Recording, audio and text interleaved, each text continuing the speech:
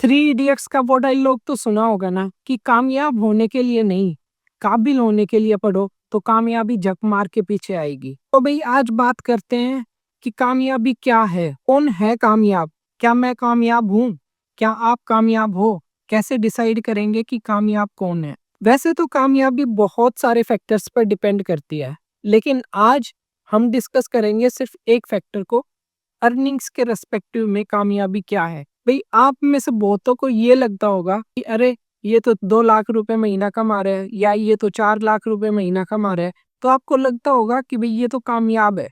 लेकिन नहीं, कामयाबी सिर्फ इस पे डिपेंड नहीं करती है कि आप कितना कमा रहे हो।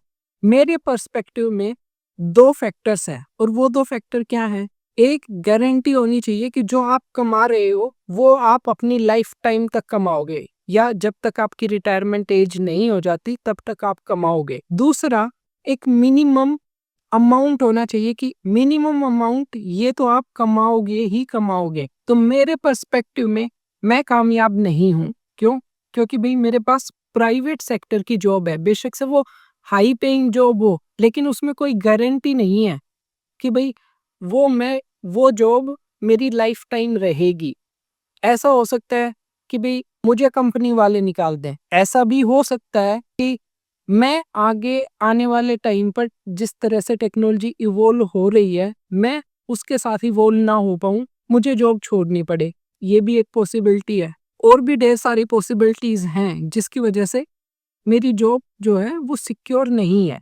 इसीलिए मैं अपने आप को कामयाब नहीं मानता। दूसरी चीज जो अमाउंट की बात है, मान लो अब बात करें गवर्नमेंट सेक्टर की कि भाई जिनके पास गवर्नमेंट जॉब है क्या वो सभी कामयाब हैं? नहीं, वो सभी भी कामयाब नहीं है। अगर वो अच्छा नहीं कमा रहे हैं, बेशक से उनके पास जॉब सिक्योरिटी है, ठीक है। अगर मैं बात करूं मिनिमम अमाउंट की, जो मुझे लगता है, ठीक है, अगर आप अपना रेंट वगैरह निकाल करके मिनिमम 40,000 या उससे ऊपर कमा रहे हो महीने का और आपके पास जॉब सिक्योरिटी है, तो आपका अपने आप को कंसीडर कर सकते हो कि हाँ मैं कामयाब हूं। और उसके बाद आप अपने काम पर और वर्क कर सकते हो अपनी पे बढ़ाने के लिए, ठीक है। लेकिन ये मुझे मिनिमम अमाउंट लगता है। तो भाई ये दो फैक्टर जिसके पास है, मुझे लगता है कि वो कामयाब है इन टर्म्स ऑफ अर्निंग्स। ऐसे और भी बहुत फैक्टर हैं जिसके बेसिस पर कामयाबी डिपेंड करती है। ये सिर्फ मैंने एक फैक्टर इसलिए चूज किया क्योंकि बहुत से लोग कामयाबी को सिर्फ ये देख करके जज करते हैं कि how much they are earning,